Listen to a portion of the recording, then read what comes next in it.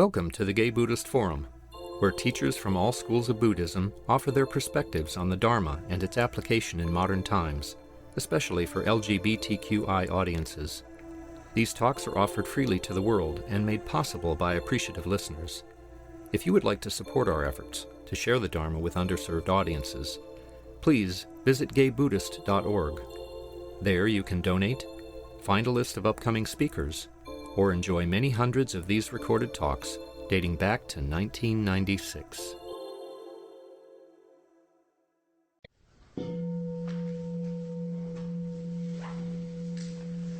Before I introduce our speaker, it's our custom to go around the room and say our names. If I may, I'll begin. My name is Roy. Jeff. My name is Michael. I'm Kay. I'm Richard. Jose. Noel. My name is Jerry. David. I'm Oswaldo. My name is Clint. Jack. I'm George. Risha. Jim. I'm Hal. Larry. Peter. Jay. Okay. It's always a special day when one of our own is here to impart their wisdom and their time and their experience and energy. And today's a great day when it's always great when David Lewis comes. David has been following the Dharma path for over 40 years and has a degree in comparative religious studies. Excuse me. He attended his first retreat in the Tibetan Shambhala tradition at the age of 17 and has been practicing Vipassana meditation since moving to San Francisco 25 years ago. He's a member of the Mission Dharma Sangha, where he teaches an introduction to insight meditation class. A longtime member of the Gay Buddhist Fellowship, he also leads a weekly sitting group for seniors every Friday morning. David is a graduate of Spirit Rock Meditation Center's Dedicated Practitioners Program and has been on the teaching team for Spirit Rock retreats. Welcome, David. Thank you.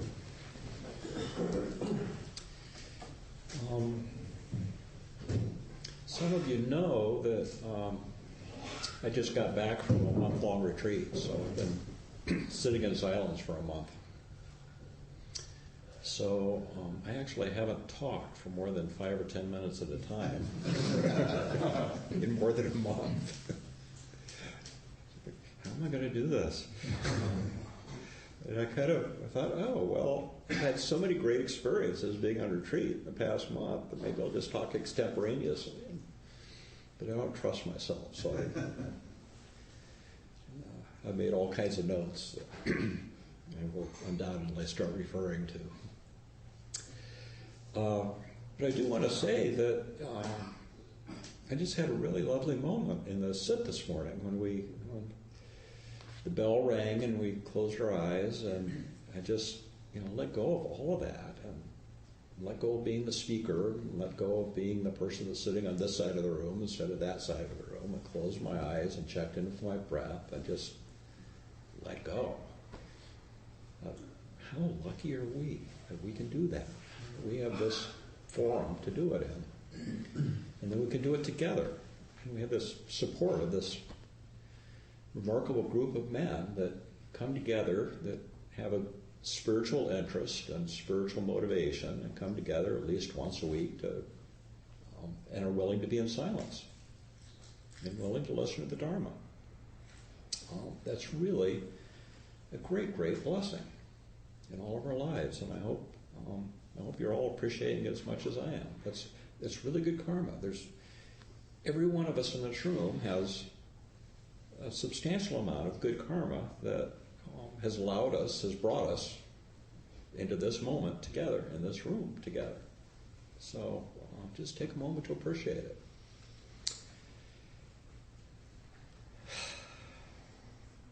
So while I was on retreat, in the questions afterwards, if we have time, if any of you have questions about what it's like to be on retreat, or what you need to do, or what happens or what doesn't happen, feel free to ask. But I'm not going to talk about that so much. But basically, we're in silence for the most of the time, with sitting and walking meditation. And once a day, the big event of the day, aside from meals, which are big events, the big event of the day is a Dharma talk in the evening. And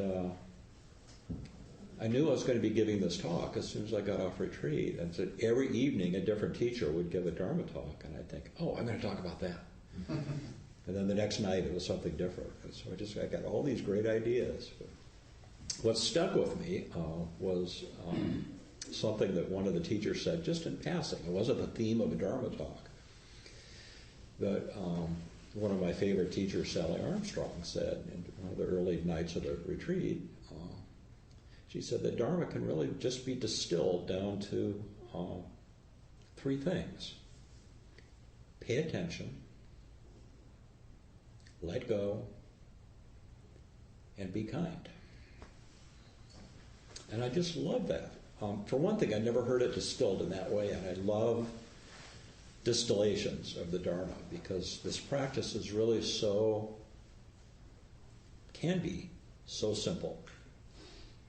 It's just really about being in the moment, paying attention, and letting wisdom arise by itself.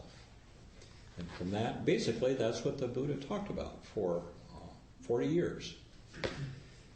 In different ways to different groups, the Buddha directed his message to whoever he was speaking to. So sometimes it was scholars, sometimes it was lay people, other times it was the monastic community that were following him. But basically the message was the same, and is a very basic message. So I love these distillations. And the Buddha did it himself a number of times. For instance, the Buddha said, I teach only suffering and the end of suffering. That's it. That's the only thing I teach, is suffering and the end of suffering.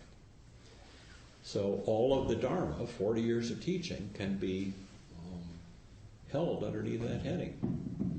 And then, of course, in the hundreds of years, thousands of years now since the Buddha lived, there have been great universities and scholars and translations and commentaries and different schools of Buddhism, and it's all gotten very complicated.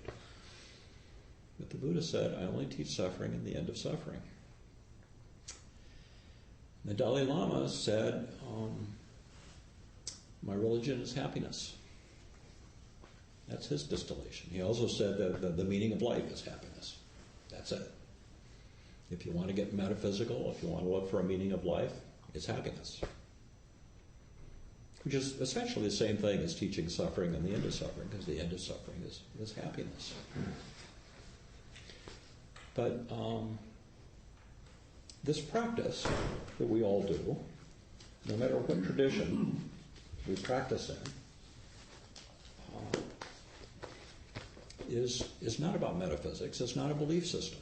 It's arguably not a religion. There are people that say Buddhism's not a religion. There's no deity, for example. But there's also not a creed or a belief system. Like if you want to be a Buddhist, this is what you believe.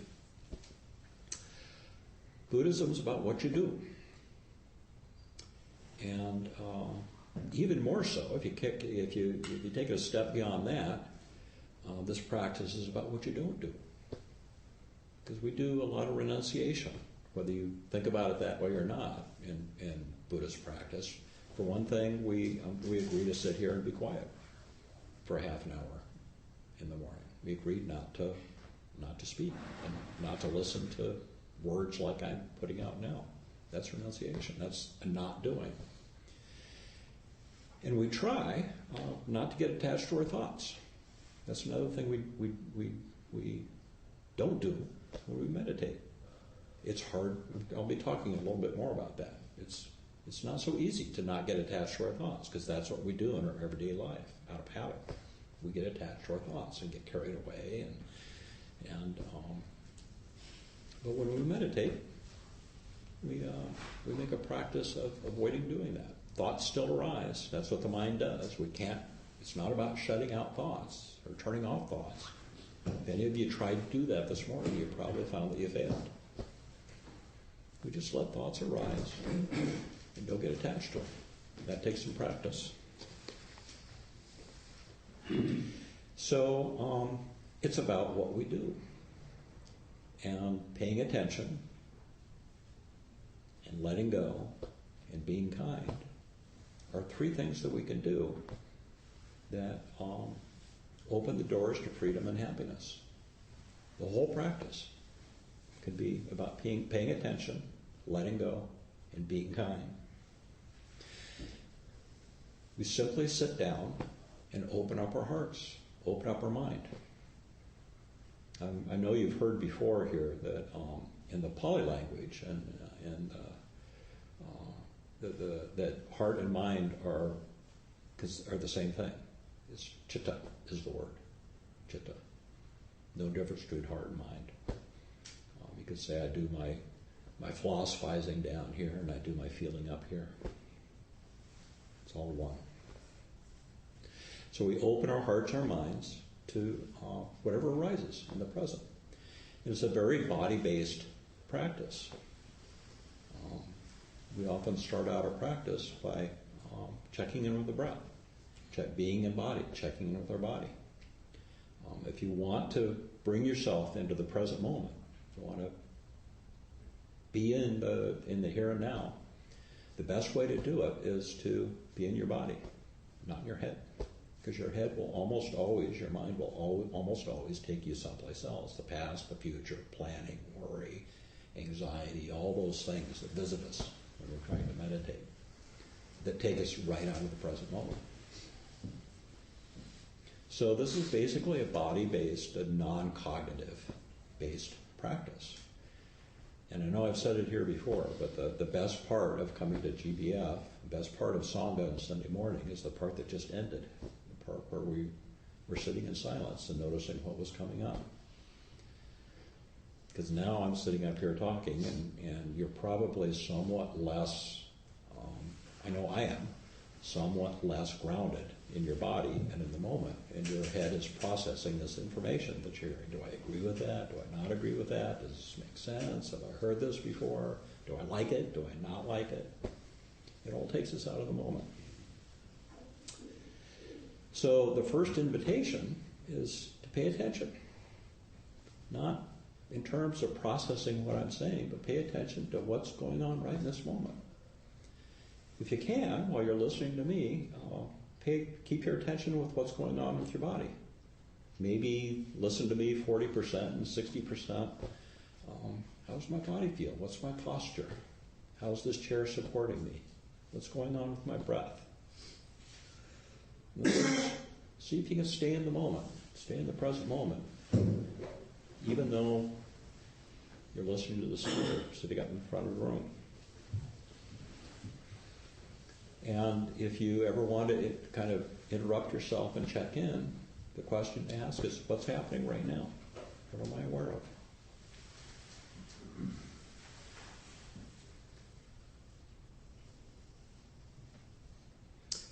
And we try to pay attention with kindness, without judging ourselves, without thinking maybe when we're meditating that, oh boy, I've got an awful lot of thoughts, I've just had monkey mind going on, this is a terrible meditation. Have a little kindness around that, because that's what the mind does. And if we can be present in the moment with monkey mind or feelings or sleepiness or restlessness, with whatever's going on, you're still present in the moment. Even if you're restless, even if you're sleepy, even if you're distracted. If you're aware of that, you're present in the moment. It's the awareness that counts. So awareness of sleepiness is not sleepy, and awareness of distraction is not distracted. Your awareness is steady. It doesn't age. It doesn't go away. No matter what's going on in your experience right now, you're aware. Try not being aware. See if it works. So paying attention is about being fully present with whatever's going on, with kindness and with interest. Taking an interest in what's going on in our experience. This very moment is your best chance in life for being happy. This very moment is your best chance in life for being wise. Because it's the present moment. And the next moment is going to be your next best chance of being happy and being alive. If we think we can put it off to the future, or that we've missed it in the past, That's non-reality. That's not the reality of being in the present moment. Also, this very moment is the youngest you're ever going to be for the rest of your life. This is your youth. Use it well. Pay attention. There's no better way of using your time right now than to pay attention to what's going on. And in Buddha Dharma, what the Buddha taught, that's what wisdom arises from. Wisdom isn't about listening to philosophy and figuring out whether you agree with it and subscribing to it or denying it. Wisdom arises out of direct experience. It's a really hard thing for us Westerners to do, because that's not the way we're trained. That's not the way we learned to gain knowledge and wisdom. Joseph Campbell said, "We are not looking for the meaning of life. We are looking for the experience of the rapture of living." So, looking for the meaning of life is metaphysics, and the Buddha rejected that, just as Joseph Campbell did. It's all about experiencing the rapture of living. And rapture is an important concept in Buddhist teachings, because it's a mind state that we all experience. And you might think of rapture as the excitement you get at a spectacular sunset, or seeing a beautiful flowering cherry tree in bloom and just having it take your breath away. But rapture is just really just about being focused on the object of awareness, of any particular object that is catching your attention. It might be a thought, it might be a feeling, it might be contentment. But just simply being with your present moment experience. You're not looking for the meaning of life. You're looking for the rapture of the experience of being alive. Or as Walt Whitman said, "To me, every hour of the day and night is an unspeakable, perfect miracle." So imagine being able to live with that kind of outlook on life, attitude of being open to the unspeakable miracle of every moment. If we can train ourselves to simply pay attention, and it does take some practice. That's what meditation practice is about. It's okay, I'm going to sit down, I'm going to close my eyes, I'm going to train myself to pay attention, to just be in the moment. If we can train ourselves to do that, what happens is that we start seeing the way we create our own suffering. We start seeing how we get attached to thoughts and feelings and memories, and how our mind wanders, and how much time we spend in the past, and how much time we spend in the future. We see that. It just becomes obvious when you sit and you're quiet. And two things can come out of that, depending on how you relate to it. Is we can freak out. Whoa, look what my mind's doing. Or we can realize that that's just the mind doing its thing, and not take it personally. Just let it be.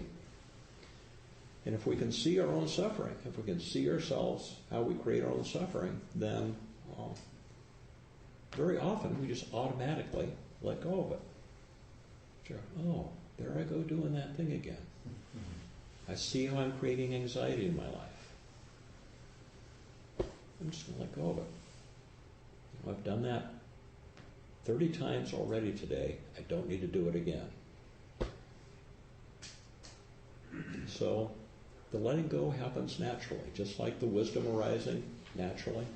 With the practice, the letting go happens naturally. You don't have to make a big effort. So that's the next invitation. First one is pay attention. Second one is let go. Letting go is of the Four Noble Truths that the Buddha taught. The second and the third are about letting go. The second noble truth is about the cause of suffering. First noble truth is that there is suffering in our lives. There's discontent. There's boredom. Second noble truth is the cause of suffering, and the cause of suffering is clinging. The Pali word is tanha, and tanha both means clinging and craving. It means reaching out to what we want and pushing away what we don't want. And that's something that you might have noticed in your meditation, that you put a lot of effort into.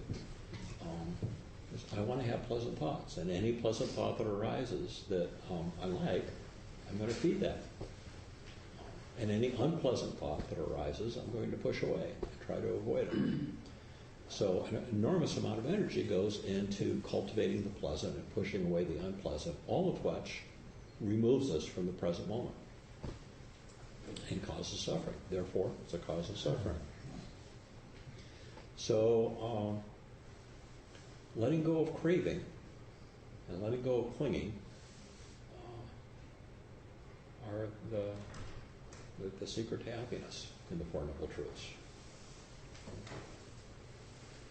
Another distillation of the Dharma, one line advice that the Buddha gave, is nothing whatsoever should be clung to. And again, all of the Buddha's 40 years of teaching can be held underneath that umbrella. Nothing whatsoever should be clung to. The way that one of my, a teacher I really admire, a Western teacher, puts it, one of his motto is, there's no thought worth having.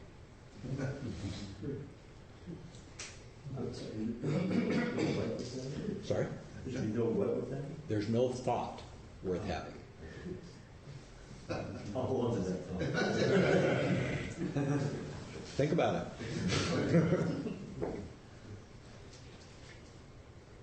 Let go of what is past. Let go of what may come. Let go of what's happening now. Don't try to figure anything out.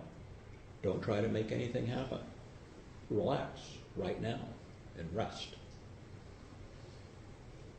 Those are meditation instructions from the great sage Tibetan sage Tilopa, who was the teacher of Naropa and the developer of Mahamudra, which is a famous Mahayana school of Buddhist philosophy. Don't try to figure anything out. Another teacher on the retreat I just did gave a talk about this. It basically said, just avoid ever asking the question, why, in this practice. Notice what's happening in the moment. Notice what your direct experience is. And don't look for the reasons. Don't ask why.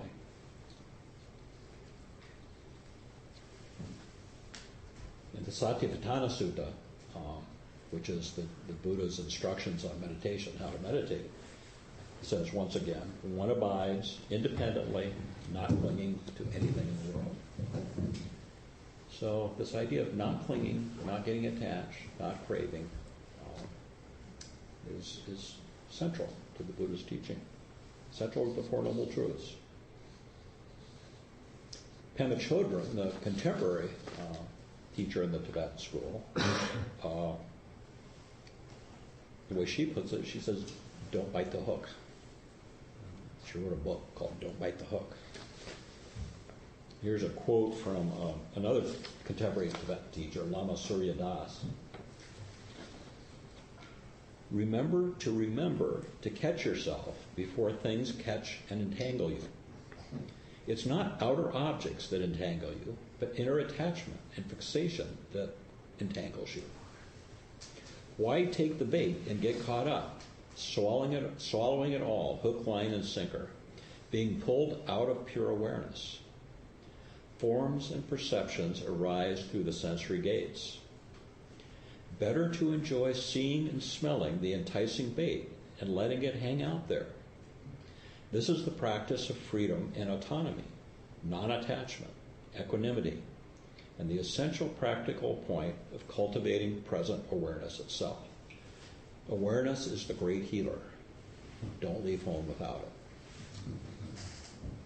All you need is awareness. Going back to the first invitation, all you need is to pay attention. And you will get attached, as we do. very hard to sit in meditation, let alone daily life, and not get attached to leaning into the pleasant or leaning away from the unpleasant. We just notice we're doing that. Awareness. Don't leave home without it.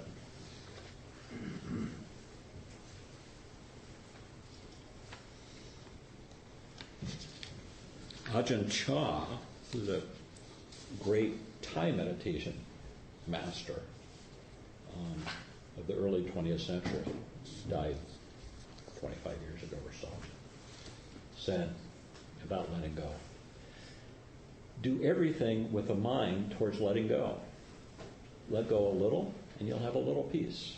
Let go a lot, and you'll have a lot of peace. Let go completely, and you'll have complete peace and freedom. Your struggles with the world will have come to an end. But another thing Ajahn Chah said that I really appreciate and is a great support to my practice is, he said, 70 to 80% of the practice, your meditation practice, your mindfulness practice, 70 to 80% of the practice is knowing that you should let go and not being able to. So frustration happens. We can't simply let go. We can't simply decide we're not going to get attached to thoughts. It's a practice, and you're going to fail quite often. And that's part of the practice. If we can be kind and accepting about that and have some compassion for ourselves, we won't get frustrated.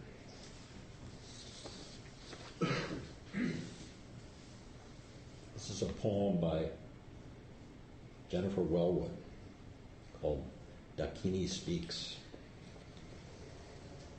My friends, let's grow up. Stop pretending we don't know the deal here. Or if we truly haven't noticed, let's wake up and notice. Look, everything that can be lost will be lost. It's simple. How could we have missed it for so long? Let's grieve our losses fully, like ripe human beings. But please, let's not be so shocked by them. Let's not act so betrayed, as though life had broken her secret promise to us. Impermanence is life's only promise to us, and she keeps it with ruthless impeccability. To a child she seems cruel, but she is only wild, and her compassion is exquisitely precise, brilliantly penetrating, luminous with truth. She strips away the unreal to show us the real. This is the true ride. Let's give ourselves to it. Let's stop making deals with a safe passage. There isn't one anyway, and the cost is too high. We are not children anymore. The true human adult gives everything for what cannot be lost. Let's dance the wild dance of no hope. It's not letting go. Letting go of keeping things permanently. Letting go of this life.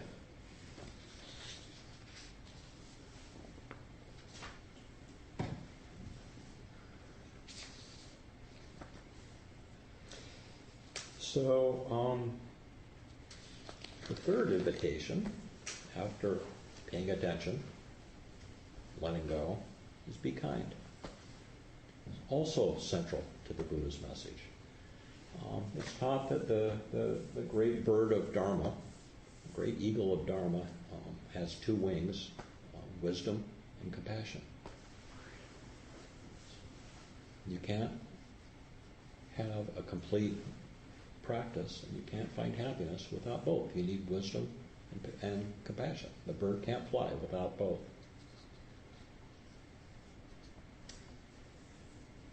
Metta, loving kindness, is the foundation of all the Brahma Viharas, the divine states, and I know we've talked about the Brahma Viharas quite a bit in the past. Metta, loving kindness, is the foundation of it. Also can be defined as unconditional friendliness. And I'm not just talking about our relation to people in the world, our relationships with each other, but our relationships to ourselves, our relationship to our meditation practice. When you were sitting this morning, were you able to be unconditionally friendly to whatever was happening in your experience? Was it okay? Even if it might have been unpleasant. If you have a pain in your knee or your back sore, can you be friendly towards that? Metta is kindness with awareness. It means that we don't get caught up in the old patterns of fear, depression, jealousy, and resentment. This, by the way, is another quote from Ajahn Chah. It means metta is kindness with awareness. It means we don't get caught up in the old patterns of fear, depression, jealousy, or resentment. When we stop dwelling in aversion for ourselves or others, it is easier to bear with the vicissitudes of life.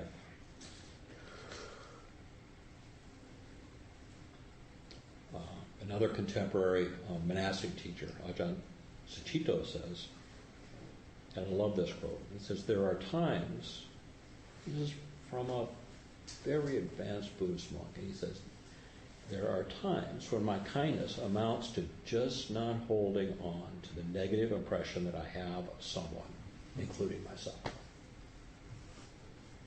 So metta doesn't have to be about loving everyone. It doesn't have to be about always having an open heart. Sometimes that's just not possible. Sucitto says, sometimes my kindness amounts to just not holding on to the negative impression, myself or someone else. Not holding on, again, is letting go. So you notice negative impression arises, that person annoys me, just let it go. Like, okay, that person annoys me. I don't have to do anything with that. That person might be me. I can't focus. I can't meditate today. My mind is too busy. I'm not a good meditator. I'm not a good yogi. I'm not smart enough. You can just let go of that. Those are just mind habits. Don't take them personally.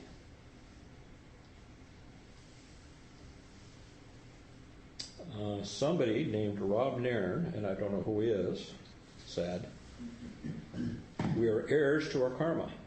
We are also masters of our destiny, because with a bit of care, we can eliminate harmful acts, which produce harmful results, and practice positive or kind acts, which produce happiness. This is why the Buddha emphasized the importance of ethical and altruistic behavior. It leads to happiness. The most important thing in all the world is to be kind.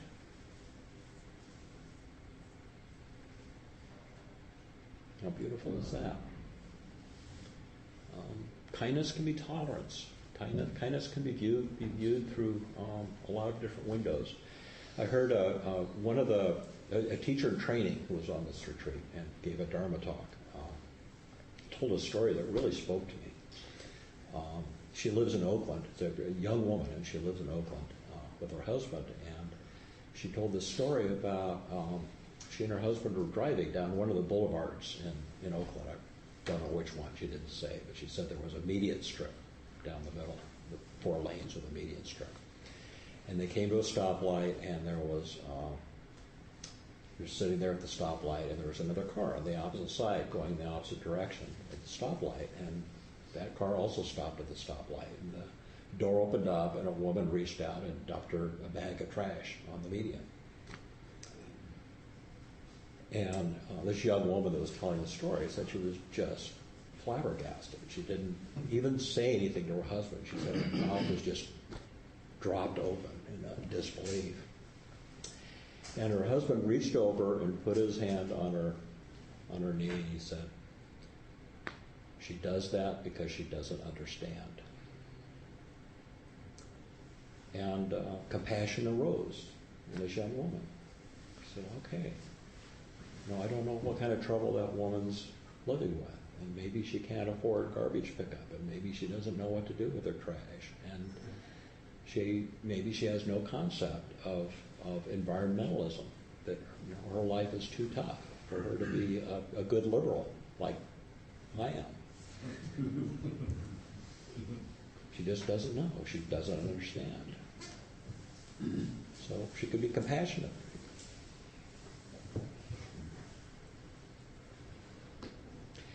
Henry Wadsworth Longfellow, the great American Bruein master, said, I love this quote, "If we could read the secret history of our enemies, we should find in each person's life sorrow and suffering enough." So, next time you find yourself, judging another person, you don't know their history, remind yourself, well, if you could read their secret history, you might see the reasons behind people doing whatever they're doing. For the most part, people do what they do, skillful or not skillful, good or bad. For the most part, people do things for the same reason you and I do. It's to be happy. To make their lives more pleasant. Sometimes that has the wrong kind of repercussions. If we could read the secret history of our enemies, we should find in each person's life sorrow and suffering enough. Makes it a little bit easier to be kind. Compassion in Buddhism, I heard this recently, is not the golden rule. The golden rule, which is shared by almost every religion, is do unto others as you would have them do unto you. And somebody pointed out, so it's really food for thought, that compassion in Buddhism is understanding another person's Umwelt, the German word for subjective reality. Compassion in Buddhism is understanding another person's Umwelt and doing what they would like done, which might be different than what you would have them do unto you.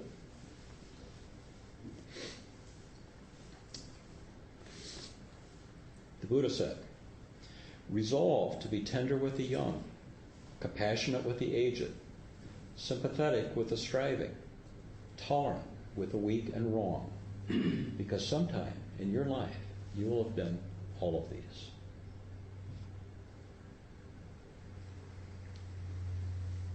The Buddha also said, "We can search the world and not find a person more deserving of love than ourselves," which is, I recommend as a daily reminder, because very often the person we're hardest on, we're least compassionate with, is ourselves. So anytime you're talking about being kind, start with yourself. I once heard that advice being given by a Dharma teacher saying, it's like, when the steward or the stewardess on the airline is telling you that if the air pressure drops and the oxygen bags drop, put your own on first. Aldous Huxley said, "It's a bit embarrassing to have been concerned with a human problem all one's life and to find at the end that no one has more to offer by way of advice than try to be a little kinder."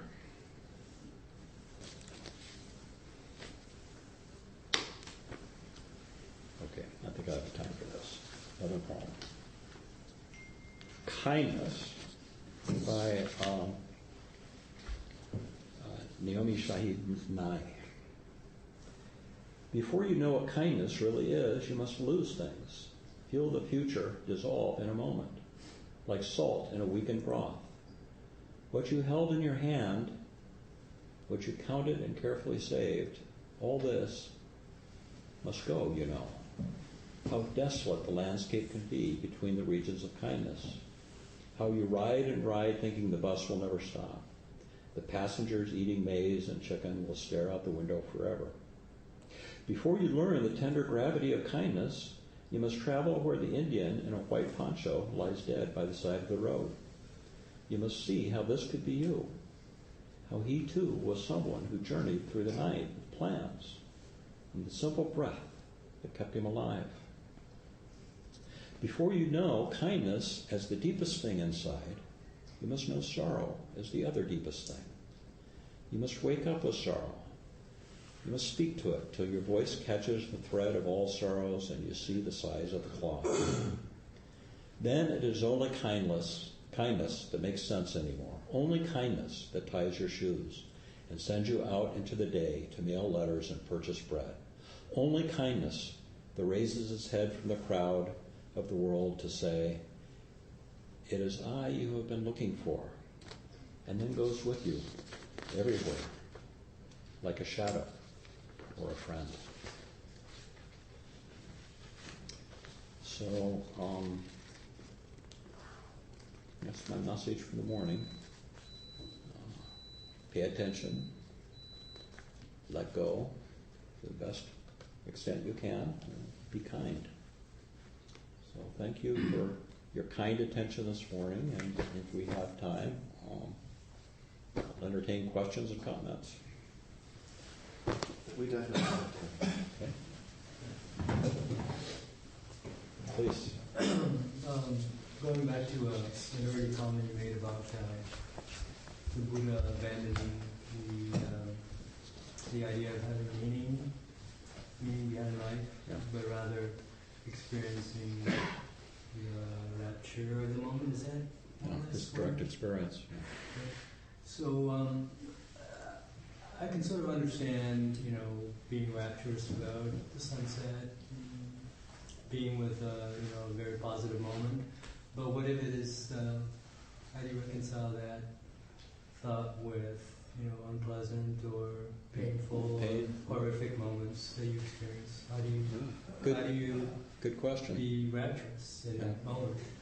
Well, again, rapture is sometimes, it can be defined as simply being present with whatever your experience is, whether it's pleasant or unpleasant. And the Buddha said equanimity is at a higher standard than happiness. And equanimity is the ability to be with pain or to be with pleasure equally. So, for instance, I used to volunteer at the sanghas project, where we worked with dying people in a Buddhist sort of a way. And we used this very same kind of formula. People that were dying, pay attention to what's going on right now. Let go of your thoughts of what ought to be happening or not happening, and be kind. To encourage people to be present with their experience, because dying, being ill and dying, the large part of suffering that we bring to that is the way we respond to it, is our thinking about it.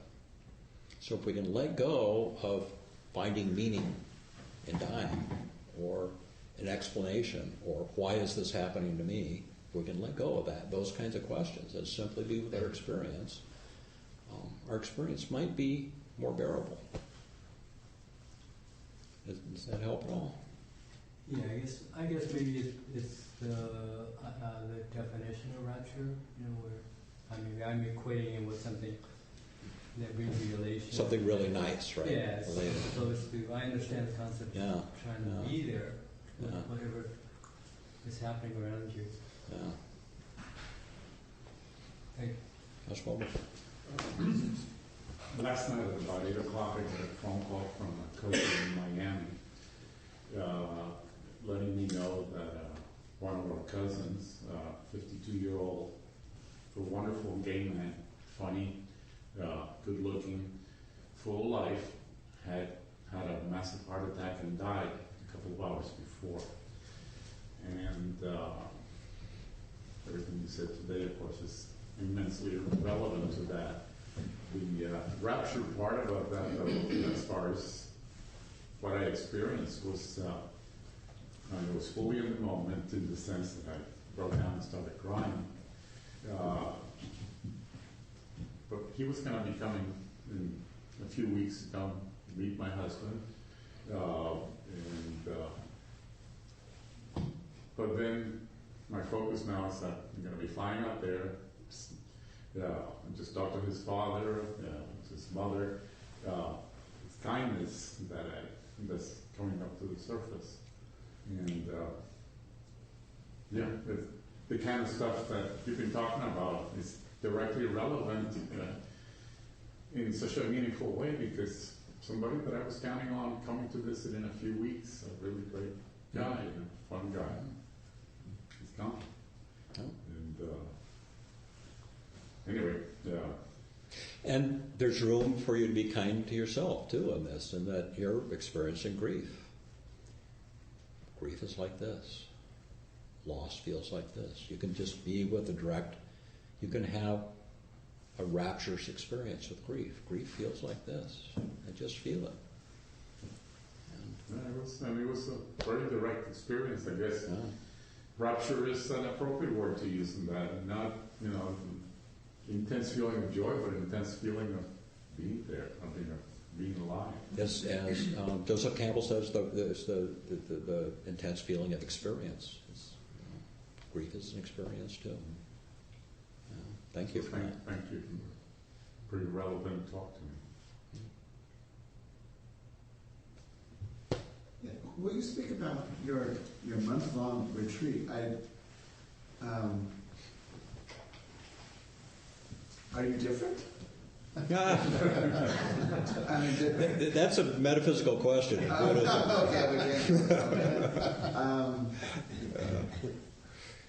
Do you feel what happened there is sustained upon re-entry into our chaotic town?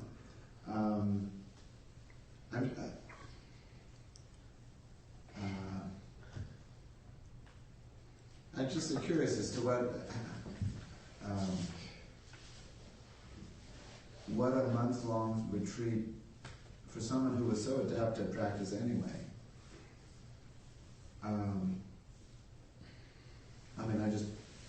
I'm curious as to. I got an email when I got back from a Dharma friend of mine that said, "Are you still David?" Yeah. And then she said, "Are you still, David? Are you still David?" No, we do change. I mean, every experience we have, you being here this morning, changed. You just don't notice. But at a month-long retreat, you do. One does, as the mind slows down.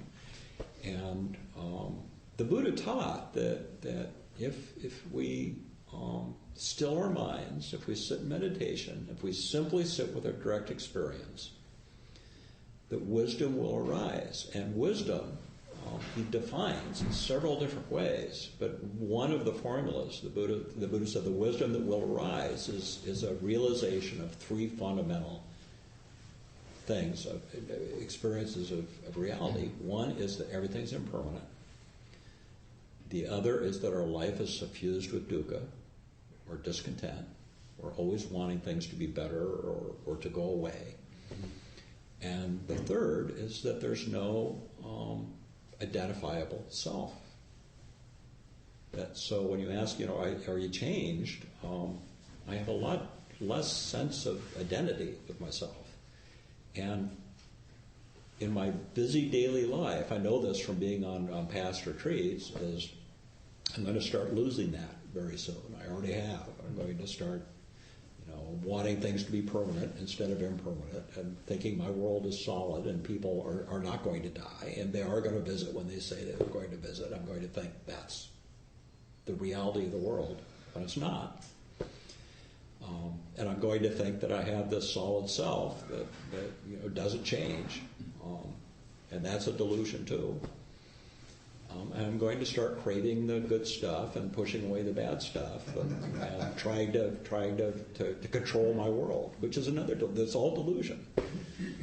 But the wonderful thing about a nice long meditation retreat is that you have some insight into, it's all impermanent, and it's not personal.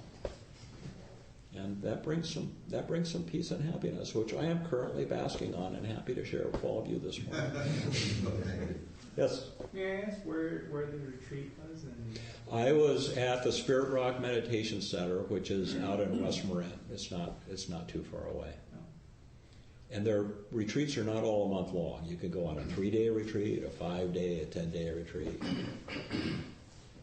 This will be our, if I may just interject, Okay. This will be our Last question. Well, I'm grateful for your talk today, David.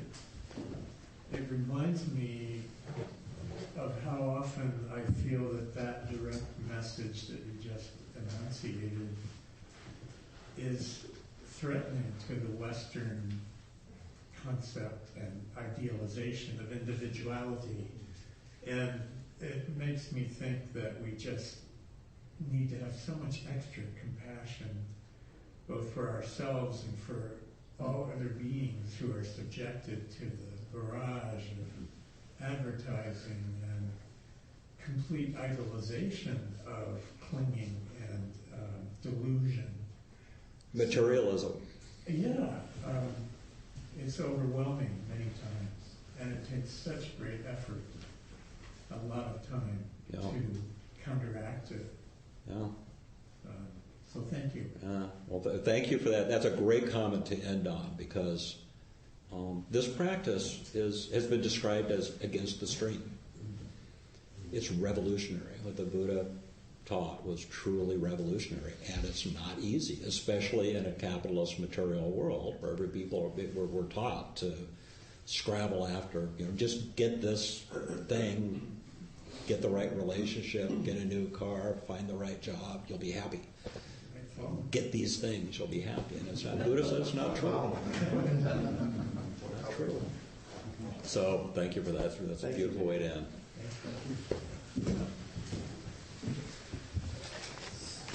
Time for announcements today, if I may. Next week, our speaker will be Pamela Weiss. Pamela has practiced Buddhism for 20 years, and including several years of Zen monastic training. She's a meditation teacher, professional coach, and leader of coach training programs. She's currently in teacher training with Jack Cornfield at Spirit Rock. So she'll be our speaker next week. And it's been a few years that she's been with us, so it'll be great to have her, to see her again. She's a wonderful teacher. So it leads me into something special too, which is generosity, Donna. Donna is the Pali word for generosity, and our host today will be passing around the Donna bowl. We do ask, if you can, to please donate $10 if you can, whatever you can is very greatly appreciated. It does go towards paying the rent here for the room, to our newsletter, our speakers, the Larkin Street dinners, and to all other miscellaneous expenses that we do have. And this will be posted near the Donna Bowl, so you can take a look and see what that amounts to in a month. Okay? Maybe from our host now? Yeah, I'm your host. There's a few things to eat on the table. Help yourself to tea, and just make sure to wash your cup when you're finished with warm soapy water. Rinse. You can go on the contact list. There's a sign-up sheet on the credenza, and some of us meet at 12:30 to head out for lunch. Thank you. Any other announcements? Anyone else? No? Okay. Let's go ahead and stand for the dedication of prayer.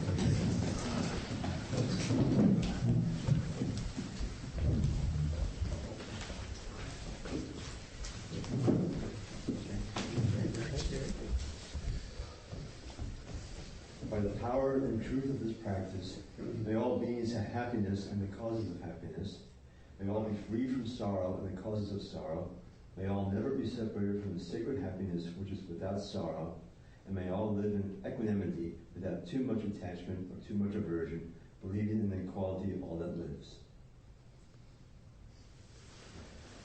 Thank you for today, gentlemen. Thank you. Thank you, David.